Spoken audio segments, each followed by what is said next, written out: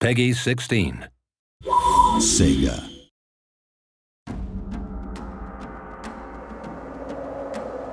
Hello and welcome back to Total War Shogun 2's multiplayer tutorial, Part 2.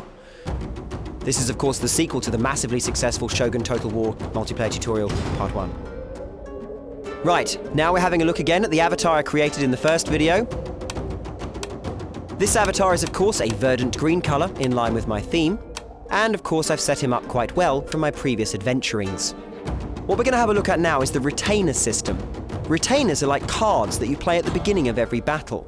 Retainers give bonuses to your forces and troops, or of course negatives to the enemy armies that you'll face. You'll see that we've unlocked 2 retainer slots by virtue of having a low-level avatar. As we rank up, we'll unlock more slots. For now, we've chosen these 2 retainers to play in our next battle.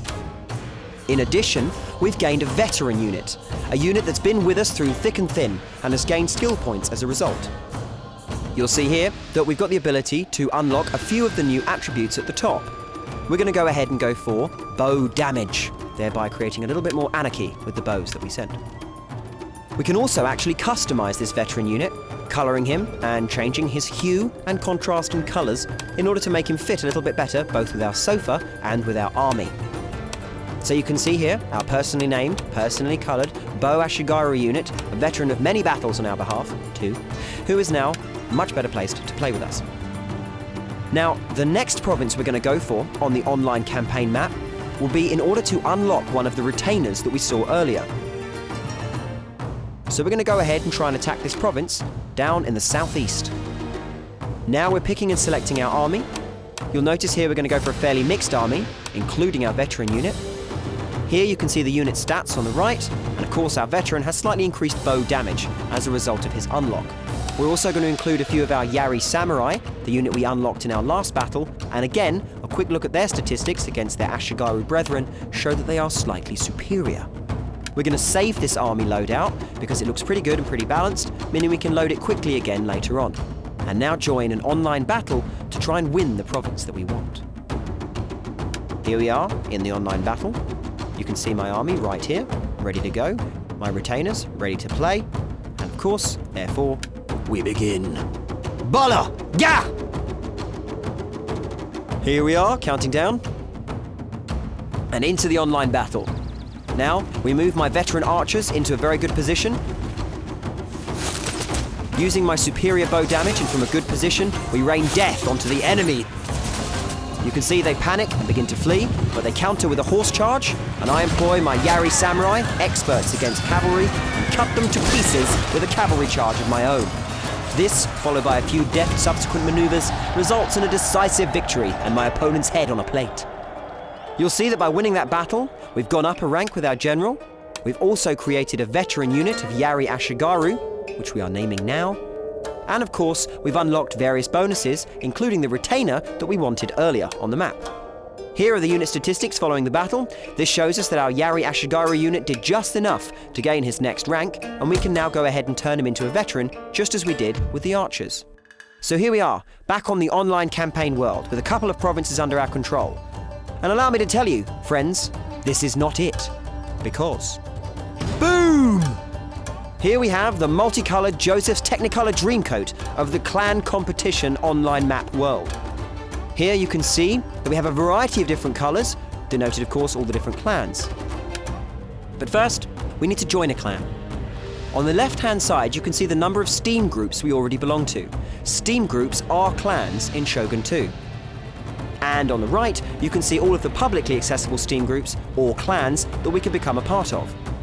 Now we're going to go ahead and obviously join the clan for the Steam group that we're already in. Here you can see our players and of course our activities on the right hand side. Back onto that online colourful rainbow map.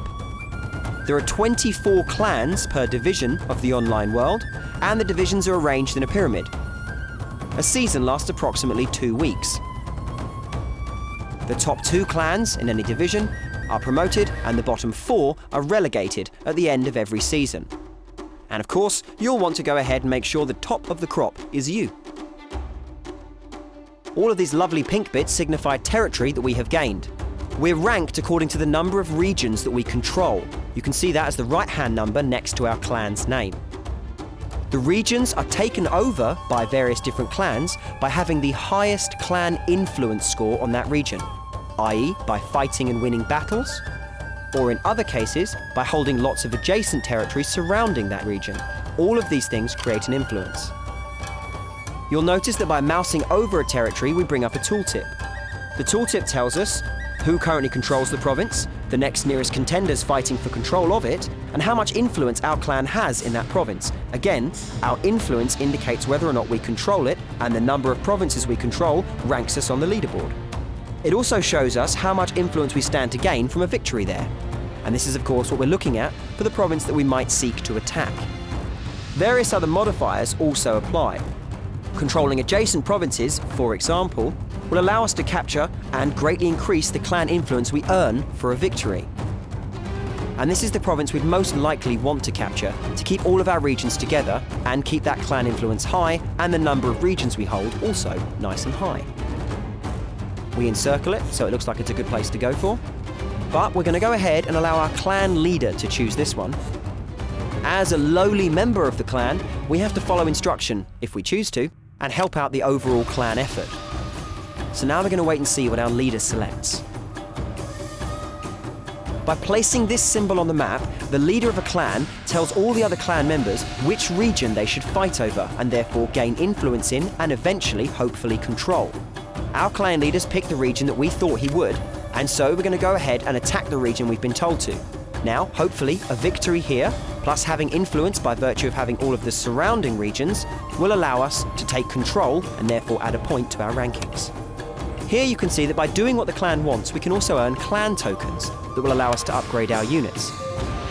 The ensuing battle is tense. We have to use all of our unlocked units and abilities. Spearmen, cavalry, archers, all of them are employed against our enemies. It's a bitter and tough battle, but after a pretty swift fight and the enemy routing, you can see we've taken control of this province. It's now coloured a beautiful pink. Now, essentially, that's all that's left. We'll turn this world over to you. For wrath or for ruin, it's yours. Have fun!